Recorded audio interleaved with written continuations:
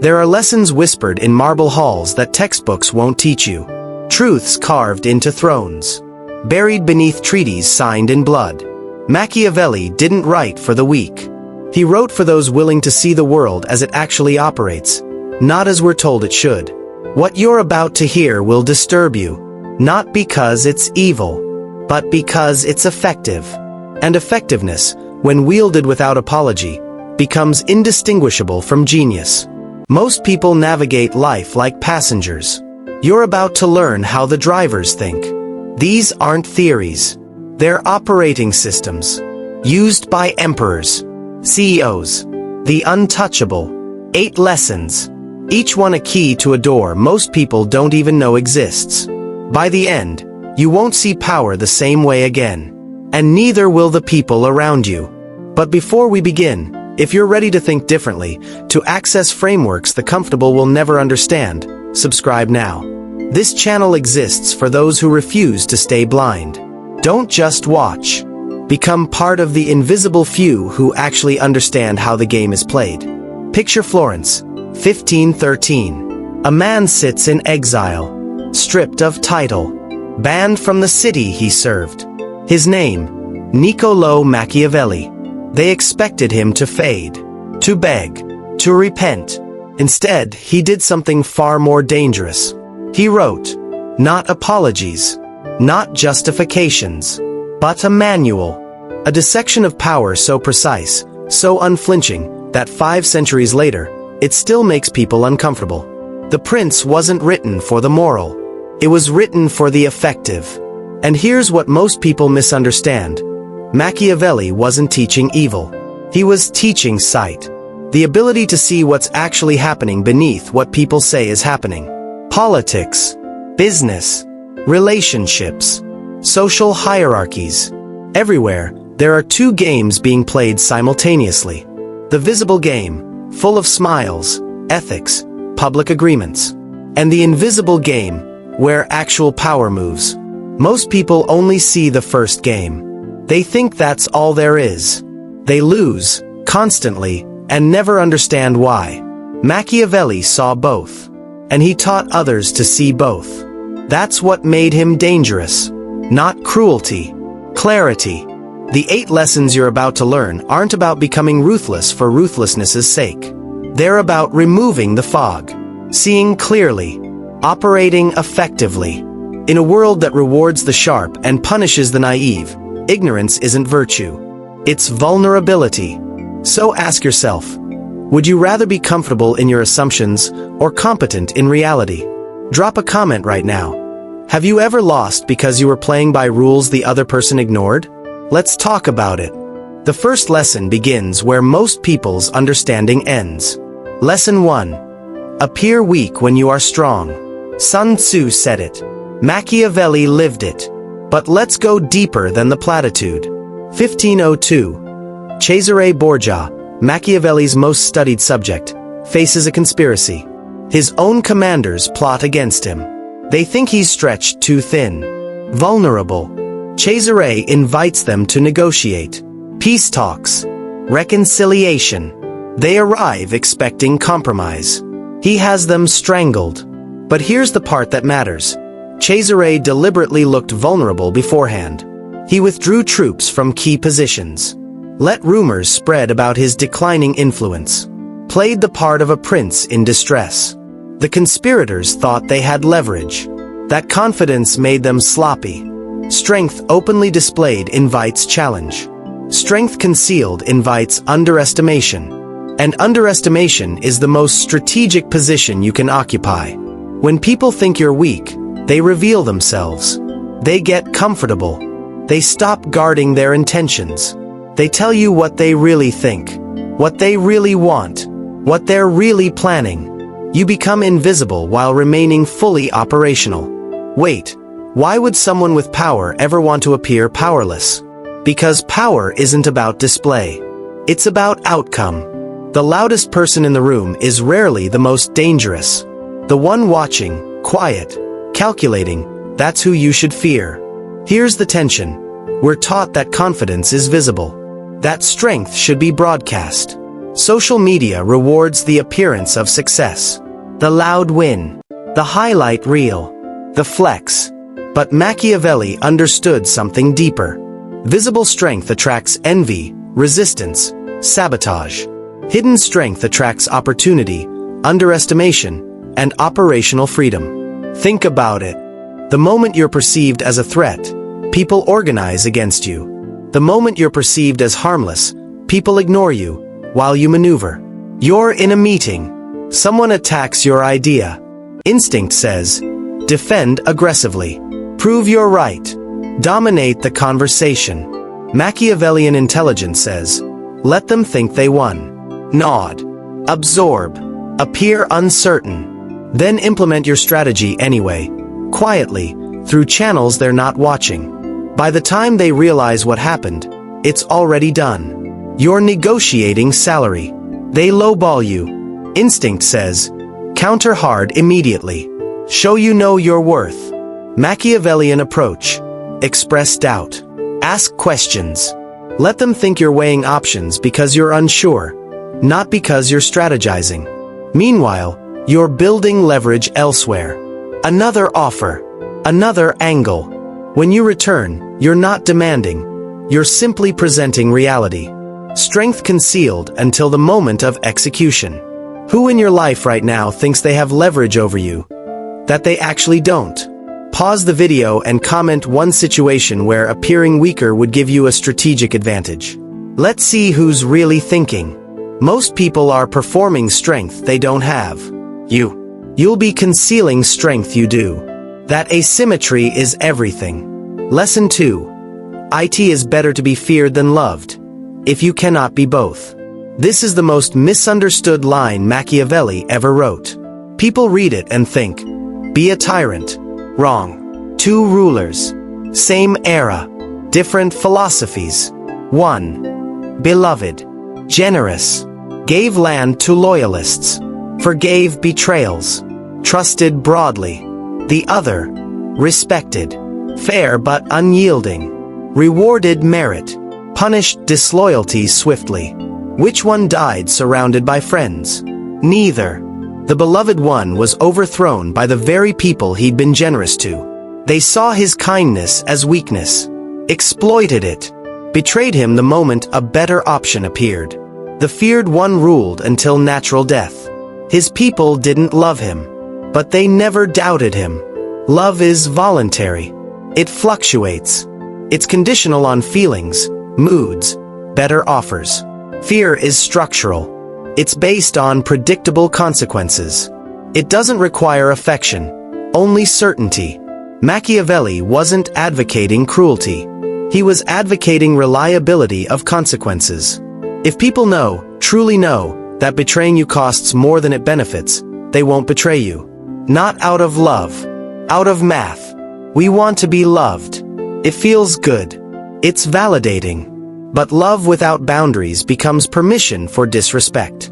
Kindness without consequences becomes exploitation. Damn, how many times have you been too nice, and it backfired? The girl who just wants to be friends, but keeps you orbiting for attention. The coworker who misses deadlines because they know you'll cover. The friend who borrows money and never pays back, because you never enforced it. They don't fear losing you, so they don't value keeping you. You're managing a team. One person consistently underperforms. You like them. They're fun. You keep giving chances. The rest of the team notices. They start slacking too, because there's no consequence. Machiavellian correction. Enforce standards immediately. Publicly if necessary. Not cruelly. Calmly. Predictably. This is the standard. It wasn't met. Here's the consequence. The underperformer either rises or exits. Either way, the team learns. Merit matters here. You're dating someone. They disrespect you. Small things, but consistent. You let it slide because you want to keep the peace. You want to be the cool partner. They keep disrespecting you. Why wouldn't they? There's no cost. Machiavellian move. Enforce the boundary once. Firmly. Not with anger. With certainty. This behavior doesn't work for me. It stops or I do. They'll either adjust or reveal they never valued you enough to try. Either way, you win. Because you're no longer being consumed by someone who doesn't respect you. Fear isn't about terror. It's about certainty of consequence. When people know exactly what happens when they cross you, and that you will follow through, they stop crossing you. That's not cruelty. That's clarity. And clarity is kindness in disguise. Because unclear boundaries create chaos. Clear boundaries create peace. Comment below. What's one boundary you need to enforce that you've been avoiding? Say it out loud. Accountability starts here. Most people would rather be liked than respected. Machiavelli knew, respect lasts. Likability fades. Choose accordingly. Lesson 3. Never reveal your full hand. Poker players know this. Intelligence agencies know this. Machiavelli knew this. But most people violate it daily. 1503. Machiavelli is sent as an envoy to negotiate with Cesare Borgia. He watches, takes notes, tries to read Borgia's intentions. Borgia gives him nothing. Every statement is layered, every promise vague, every threat implied, never explicit. Machiavelli leaves the meeting with more questions than answers. And that, Borgia understood, was the point. Uncertainty is leverage. The moment your opponent knows your limits, your resources, your next move, they can counter you. But if they're guessing, they hesitate, they miscalculate, they overextend or retreat prematurely. Information is power, but only if it's asymmetric. The more they know about you, the less power you have. The less they know, the more space you have to maneuver. Wait, what? Yes. Mystery is a weapon. When people don't know your ceiling, they assume it's higher than it is. When they don't know your limits, they don't test them. When they don't know your strategy, they can't disrupt it. We live in an age of oversharing. Every thought on Twitter, every plan announced on Instagram, every move telegraphed for validation. We think transparency builds trust. Sometimes it does. But often, it just gives your competitors, your enemies, your rivals a roadmap to defeat you. You mean the people who post every business move online and then wonder why someone copied them? Exactly. You're building a business. You have a breakthrough idea. Instinct says, share it. Get feedback. Build hype. Machiavellian discipline says, build in silence. Launch when it's real. Because ideas are worthless. Execution is everything. And the moment you announce, someone with more resources can out-execute you. Stay silent. Ship. Then let the product speak. You're negotiating. They ask, what's your budget? Instinct says, be transparent. Build trust. Machiavellian answer, I'm flexible depending on value. What are you offering? Never anchor yourself. Make them reveal first. You're in conflict. Someone asks, what are you going to do about this? Instinct. Explain your plan. Justify. Defend. Machiavellian response. I'm considering options. Let them sweat. Let them wonder. Let them overplay their hand while you stay fluid. This doesn't mean lie.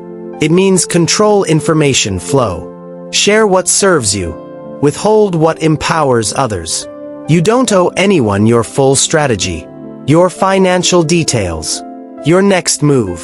Familiarity breeds assumptions. Assumptions breed vulnerability. Drop a comment. What's one thing you shared too early and regretted? Let's learn from it. The mask isn't deception. It's protection.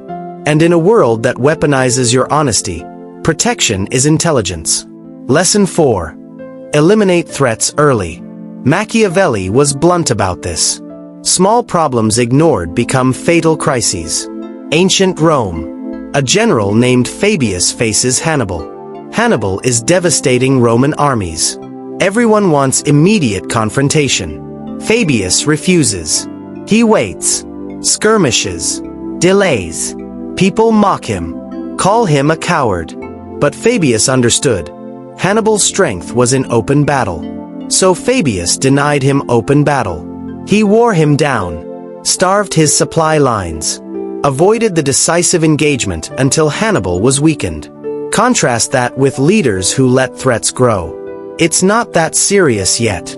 Maybe it'll resolve itself. I don't want to seem paranoid. Then the threat metastasizes. And by the time they act, it's too late. Threats compound. A rival at 10% power is manageable. At 50%, they're dangerous. At 90%, they're fatal. Machiavelli's instruction: identify potential threats early. Neutralize them while they're weak. Not with paranoia, with precision. We're taught to be fair, to give people chances, to not act prematurely. All good in theory, but in practice, hesitation kills. Damn, how many businesses died because they ignored a competitor until it was too late? Blockbuster ignored Netflix. Nokia ignored iPhone. Kodak invented the digital camera, then shelved it to protect film sales. They all saw the threat. They all waited. They all died. You're in a relationship. You notice small signs of disrespect. Lies. Boundary violations. You think, it's not that bad. I'm probably overreacting. Months later, it's a pattern. Now it's normalized. Now leaving is harder. Machiavellian awareness. Address it the first time. Clearly. Calmly. This doesn't work for me. If it continues, we're done. Not as a threat. As information. You're running a company. An employee is subtly undermining you. Small insubordinations. Testing. You ignore it. Not worth the conflict. 6 months later, they've poisoned the culture. Others have joined them. Now it's a coup. Machiavellian leadership.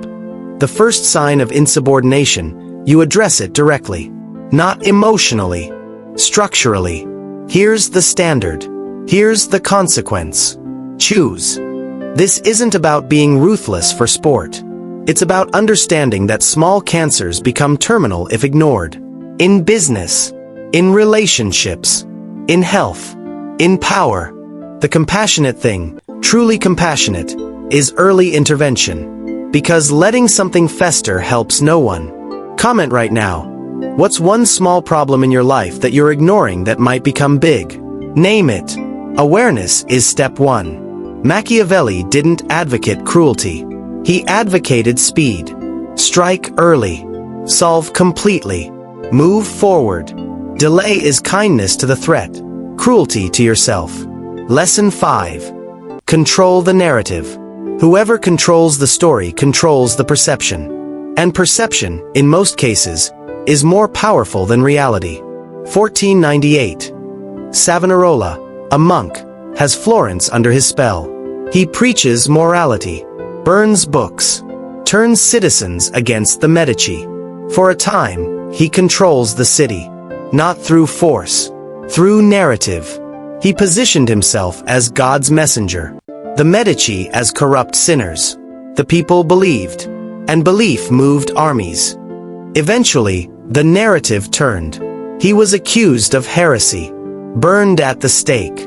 But the lesson remains. He controlled Florence not with soldiers, but with story. Reality is negotiable. Narrative is everything. You can do the right thing and lose, if the story makes you the villain. You can do the wrong thing and win, if the story makes you the hero. Machiavelli understood. The prince must not only act, but frame the action. Wait, so truth doesn't matter? Truth matters. But how truth is told matters more. Because people don't remember facts. They remember feelings, stories, heroes and villains. We want to believe that good work speaks for itself. That integrity is self-evident. But it's not. The hardest worker gets overlooked while the best self-promoter gets promoted. The genuine person gets labeled boring, while the performer gets labeled charismatic. Fair. No. Reality. Yes. You complete a major project at work. You did 80% of the work. Your coworker presents it, takes credit, frames it as we. Leadership remembers them, not you. Machiavellian correction. Control your own narrative. Document your contributions. Present your own work. Frame your value clearly, not arrogantly. Strategically. Here's what I built. Here's the impact. Here's what's next. You're in an argument. The facts are on your side. But the other person is better at storytelling. They frame you as aggressive, unreasonable, emotional. Now you're defending yourself instead of winning the argument. Machiavellian shift. Reframe first. I understand you're upset. Let's look at what actually happened. Calm. Factual. Controlled. You don't argue emotion with logic. You reframe emotion with better emotion. This isn't about lying. It's about framing. Every story has multiple angles. The same event can be a failure or a learning experience, aggression or self-defense, ambition or greed. Who gets to decide? Whoever speaks first, loudest, most compellingly. If you don't frame your own story, someone else will, and they won't frame it in your favor. Comment below. Have you ever been misunderstood because someone else controlled the narrative? What happened? Machiavelli knew, princes don't just win battles. They win the story of the battle, because the story outlives the event. Lesson 6. Never outshine the master. This is where intelligence becomes dangerous. Not to others. To you. Nicolas Fouquet. Finance minister to King Louis XIV of France. Brilliant. Wealthy. Competent. 1661. He throws a party at his estate. The most extravagant party France had ever seen. More lavish than anything the king himself had hosted. Louis attended. Smiled. Complimented. 3 weeks later, Fouquet was arrested. Charged with embezzlement. Imprisoned for life. His real crime. Making the king feel small. Competence is an asset, until it threatens the ego of someone above you. Then it becomes a liability. People in power tolerate talent. They reward usefulness. But they destroy those who make them feel inadequate. So being good at your job can get you fired? Yes. If you're not careful how you're good. We're told, work hard. Be excellent. Stand out. All true. But incomplete. Excellence without political awareness is career suicide. You can be the smartest person in the room and still get eliminated. Not despite your intelligence, but because of it. You're in a meeting. Your boss proposes a strategy. You immediately see the flaws. Instinct says, correct them. Show you're smart. Machiavellian calibration. Ask questions instead. Interesting. How would this handle X scenario? Let them arrive at the flaw themselves. Or let them proceed and fail without you being the I told you so person. You make them look insightful, not stupid. You're climbing. You're talented. You're getting noticed. Your manager feels threatened. Instinct. Keep shining. Prove you're better. Machiavellian move. Make your success their success. Frame every win as, thanks to your leadership, we achieved X. Now your competence enhances their status instead of threatening it. Powerful people are insecure people. They didn't get to power by being secure.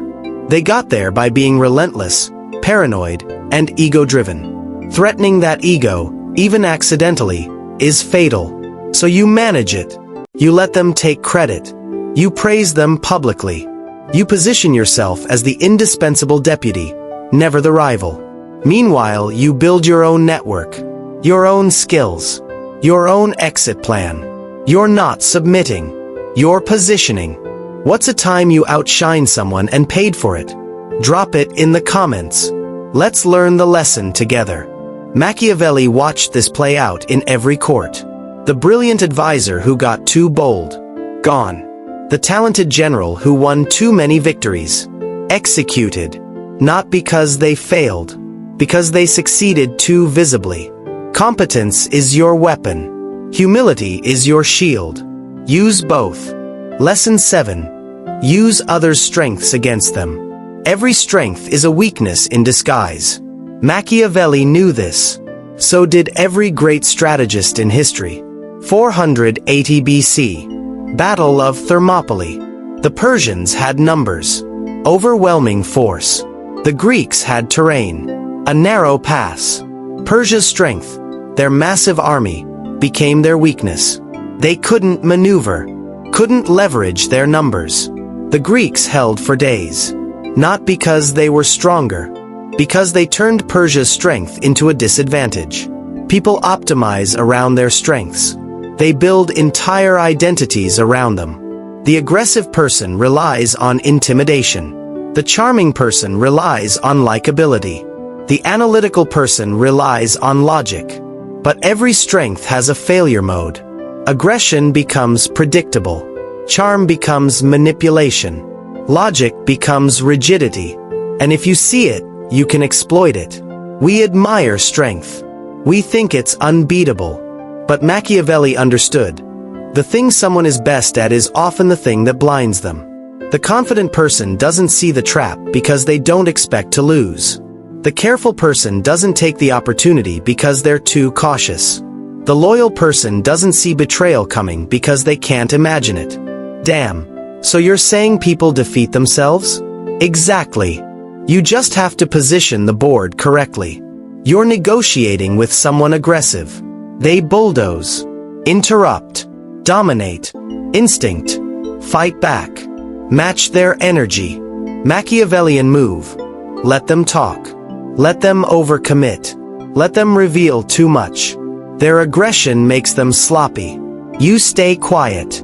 Then you strike with precision. You're competing with someone charming. They schmooze. Everyone loves them. Instinct. Try to outcharm them. Machiavellian counter. Focus on results. Let charm fade when competence is measured. Charm wins rooms. Competence wins outcomes. You're dealing with someone analytical. They need data, proof, logic, instinct. Meet them with more data. Machiavellian play. Introduce ambiguity, emotion, uncertainty. Their need for certainty paralyzes them when certainty isn't available. This isn't about being cruel. It's about understanding dynamics. People are predictable around their strengths. They default to them, overuse them, and overuse creates exploitable patterns. The loud person can be baited into saying too much. The quiet person can be pressured into indecision. The risk-taker can be lured into a bad bet. The risk avoider can be frozen with fear. Comment, what's your greatest strength? Now tell me, how could someone use it against you? Self-awareness is power. Machiavelli wasn't teaching you to be evil. He was teaching you to see the game clearly. So you're never the one being played. Lesson 8. Emotion is sabotage. This is the final lesson. The hardest. The most important. Because all the others fail if you can't master this. 1476. Lorenzo de' Medici, the Magnificent. His brother is assassinated in front of him. In a church. During Mass.